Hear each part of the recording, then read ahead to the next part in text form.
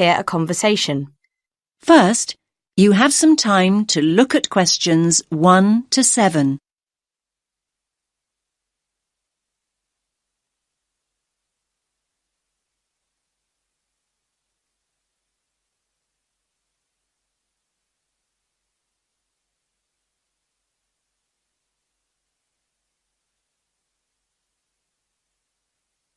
Listen carefully to the first part of the conversation and answer questions 1 to 7.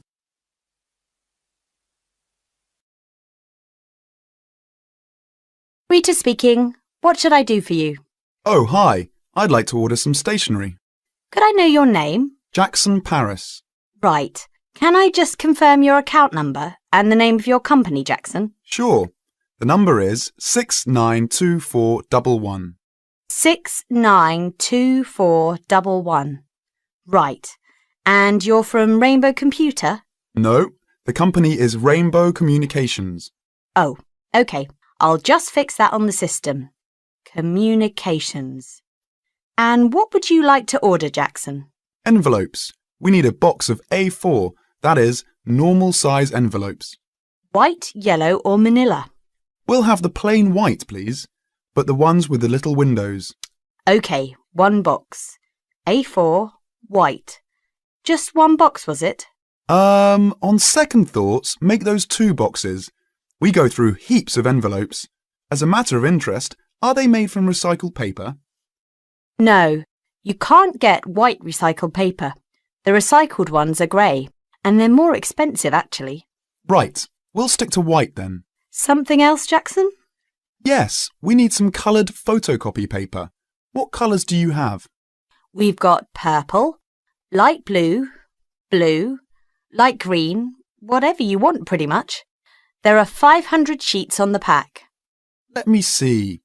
We're going to need a lot of blue paper for our new price lists. So can you give us 10 packs, please? Make sure it's the light blue, though.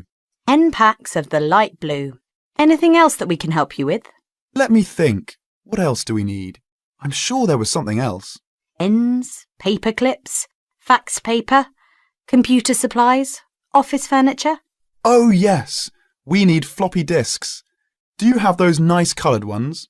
Yes, but they're a bit more expensive than the black ones. That's all right. I'm not paying anyway. Right, floppy disks. What about diaries next year? We've got them in stock already, and it's a good idea to order early. No, I think we're all right for diaries, but something we do need is one of those big wall calendars. You know, one that shows the whole year at a glance. Do you stock those? We certainly do. OK, can you include a wall calendar then, with the other stuff? Just make sure it's got the whole year on the one side. Sure. Now you have some time to look at questions 8 to 10.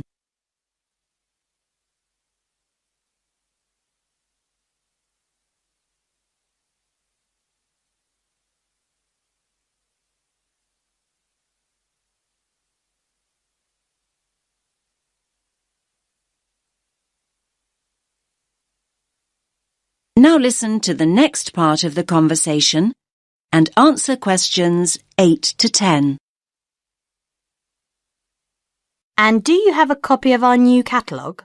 No, I don't. But would you send one? Yes, I'll pop one in with the order. You'll find it a lot easier to remember what you need if you have our catalogue in front of you next time. Yes, good idea. And when can you deliver this? Should be with you tomorrow morning. Can you make sure that it's not after 11:30 a.m? Because we have to go out at 12. There's only myself here on Fridays. Fine. I'll make a note in the delivery docket that they should deliver before 11:30. Thanks very much. Thanks.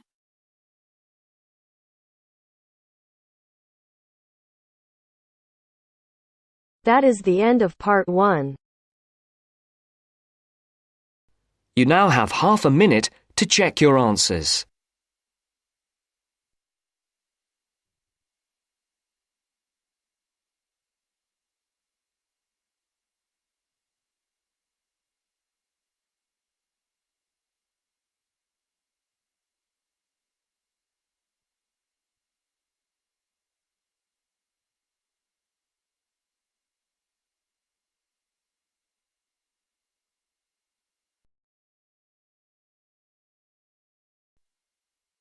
Now turns to Part 2. Part 2. Listen to the conversation between two students, John and Carol. They have a list of the names of authors whose books have been given to the library. They have to classify the authors as writers of cookery, sports or travel books. First, you have some time to look at questions 11 to 15.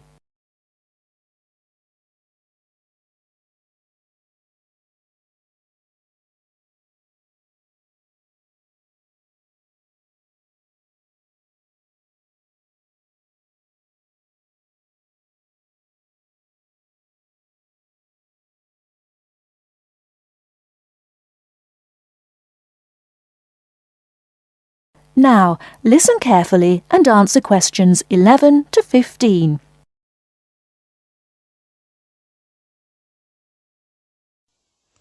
This is a great collection of books, isn't it? Very impressive. Who gave them to us? Apparently the donor was a book reviewer.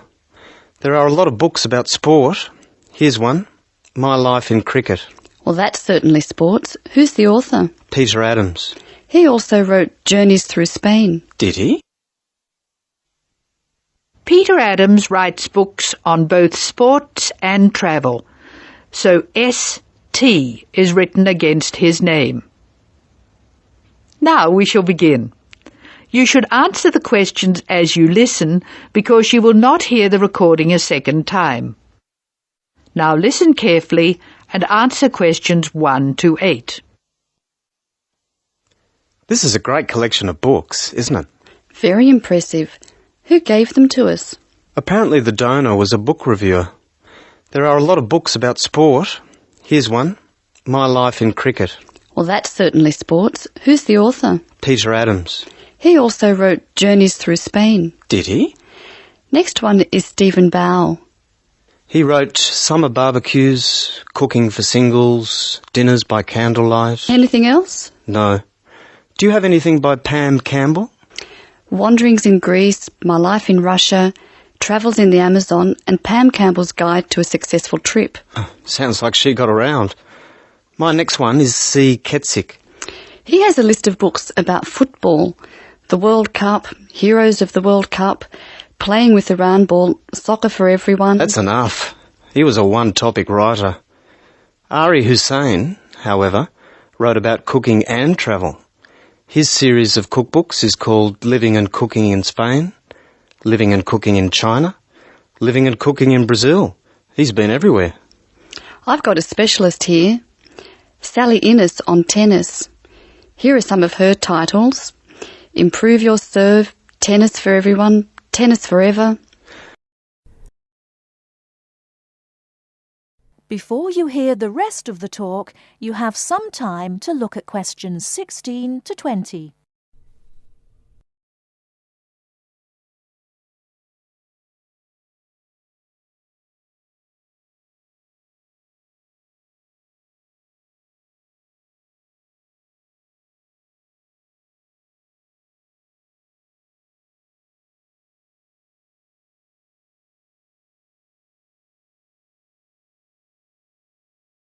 Now listen and answer questions 16 to 20. Sally Innes on tennis. Here are some of her titles. Improve Your Serve, Tennis for Everyone, Tennis Forever. Meg Jorgensen has 3 books, one in each category. Cooking for Health, Sport is Good for You, and Travelling in Australia. A varied talent. Who's next? Bruno Murray.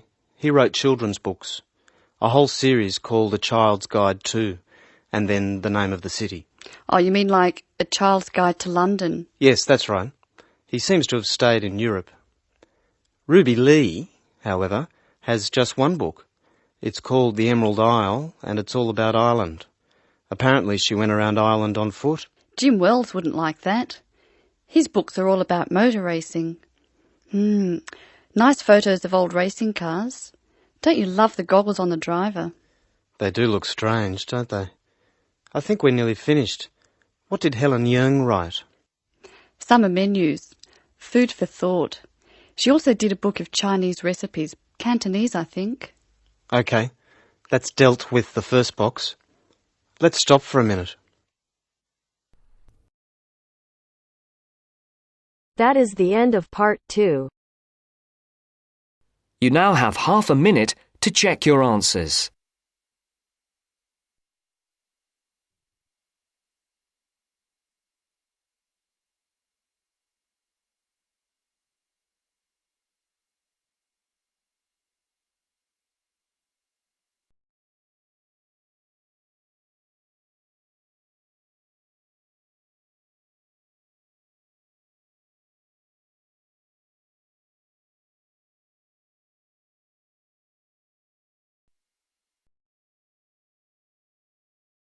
Now turns to part 3. Part 3. First, you have some time to look at questions 21 to 26.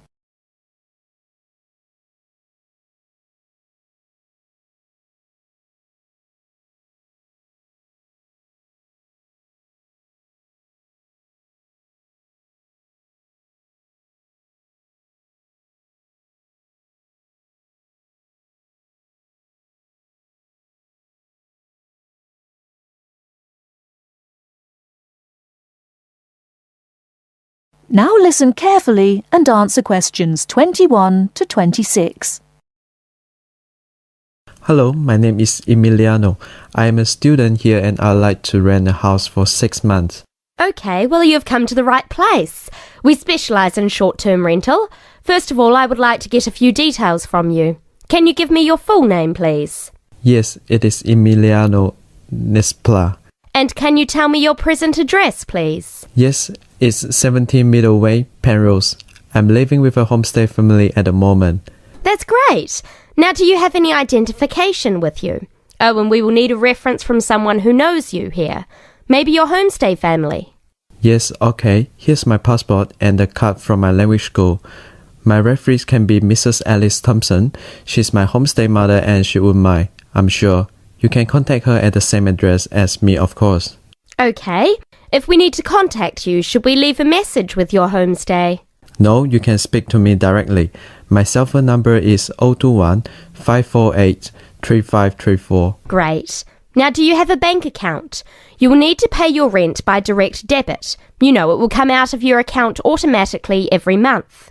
Okay, I don't have my bank account details with me now, but I can get them and bring them back later today. That's fine. Now, can you tell me what kind of house you are looking for? Do you want to rent by yourself? No, I'm looking for a 3-bedroom house. I want to rent with my 2 friends. I will bring them in to see you later today. OK. And what areas are you interested in renting in? Well, here's a map. Can you see my school? I don't have a car, so I need to take some kind of public transport to school and I don't want to travel for more than 30 minutes each way. Do you think you have anything which is suitable? Yes, we do. Here is a list of available properties. I'll highlight the ones that could be of interest to you. Look at the map and go and have a look at the houses with your friends. Do you have a friend with a car? Yes, I do. Good. So go and look outside the houses. It will give you an idea of what the area is like. But remember, don't go into the garden or knock on the door. If you want to go in and have a look, let me know and we can arrange an appointment. Okay, can you give me an idea of price? Yes. If you look at the list, you can see the weekly rent written next to the house address. Oh yes, I can see it now. Do I need to pay anything else? Yes, you need to pay a deposit which you will get back when you move out, and you have to pay a non-refundable agent fee which is equivalent to 1 week's rent. You will have to pay your bills when they come in every month too, of course. Okay, well, thank you very much for your help. What time should I come back with my friends and my bank details? How about 2:30 this afternoon? That sounds good. Thank you for your help. I'll see you later. Thanks for coming in. Goodbye.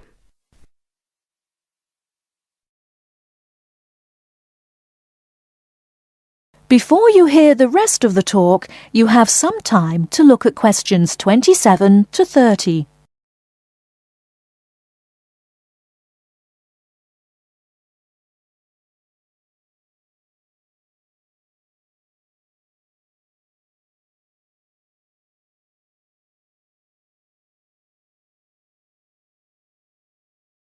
Now listen and answer questions 27 to 30.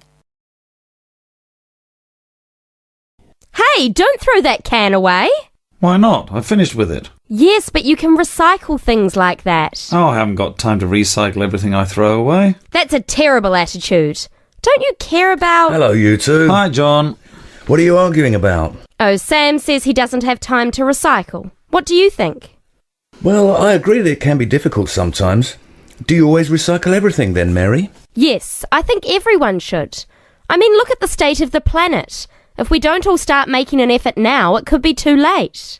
Well, one of the reasons I don't recycle as often as I should is that I don't really know where to go. There are no recycling facilities near me. Well, I know I said I haven't got time, but actually there is a bottle bank near the supermarket just up the road.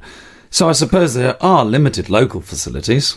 So you can do your recycling outside the supermarket? Yes, but like I said, only limited. It's only a bottle bank. Well, I don't have a car, so it's very difficult for me, but I still do it. Sometimes a friend comes over and we take our recycling together, but not very often. So if your facilities are limited, then mine are very limited. Well, I suppose if you go to all that trouble, I might make more of an effort. Good. If it was up to me, I'd encourage more people to recycle. How? Well, how about some kind of incentive? A reward for anyone who makes an effort to recycle? That's a good idea. But if you think everyone should recycle, then why not penalise those who don't recycle instead of giving something to people that do? If there was a fine for anyone caught throwing recyclable materials in the rubbish, people would take more notice. Well, now you're going too far. Do you really want anyone going through your rubbish just to check if you're following the rules? No, I don't think fines are a good idea. Well, I think we should be doing something.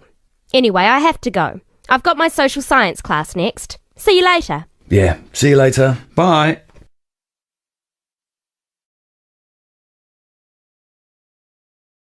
That is the end of part 3. You now have half a minute to check your answers.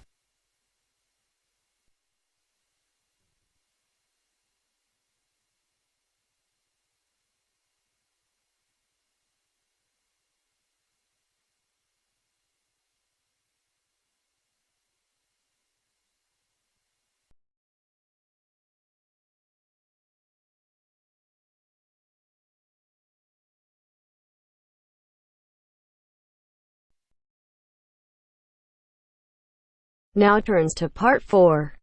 Part 4. You will hear a talk about developments in public transport in large cities. First, you have some time to look at questions 31 to 40.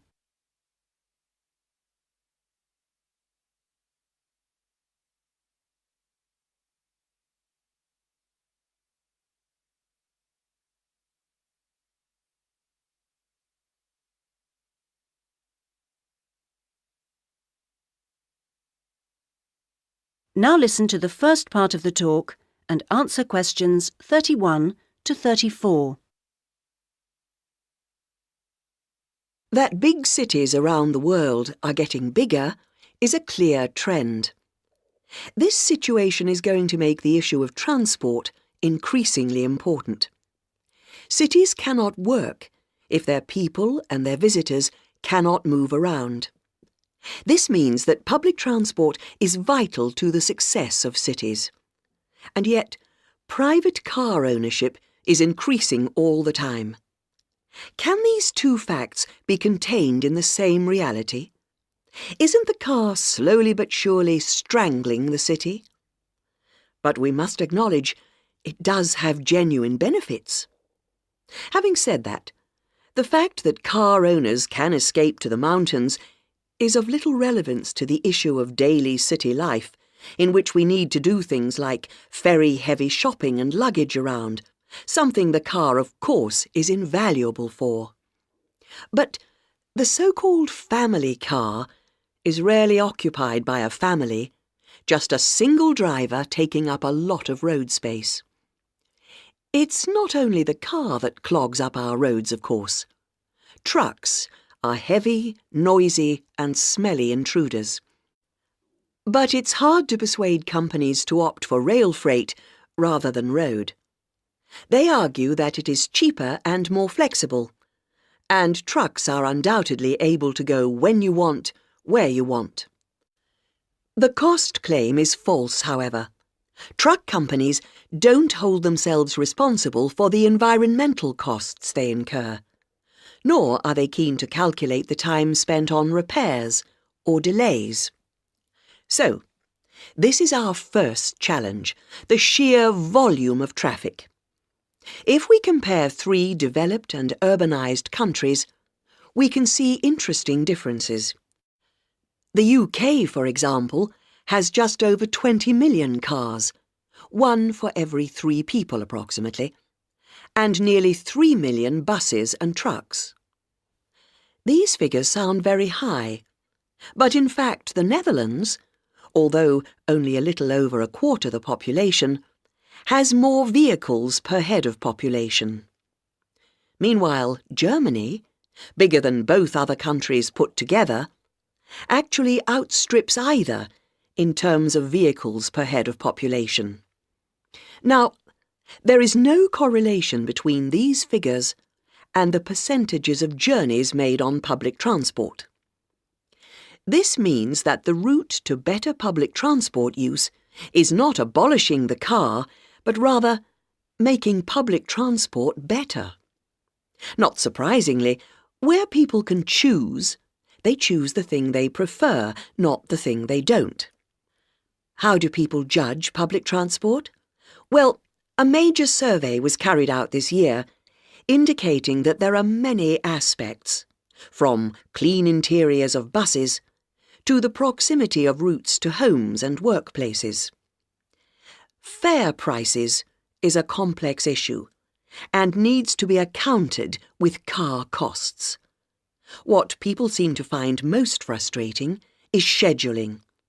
If the route doesn't pass their departure point when it suits them, they'll drive instead.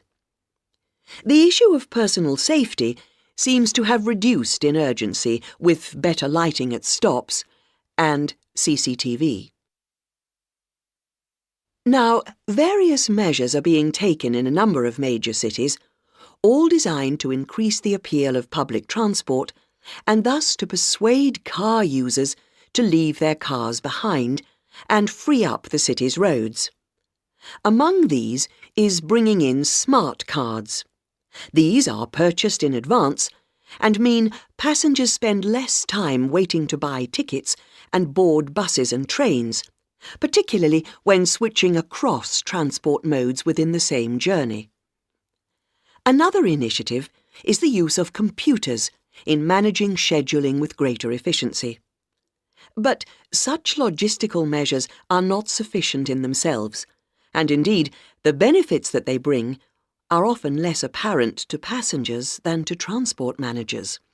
From the passenger's point of view, the fact that buses are becoming more comfortable is significant, because it brings them more in line with the car.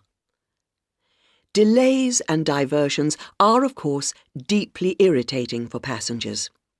Even if these can't be eliminated, ensuring that passengers have more detailed information available to them will help to reduce their sense of stress. We often associate public transport with inner-city travel, but of direct benefit to passengers are systems such as taxi sharing and dial-a-bus, which provide more flexible options for suburban journeys.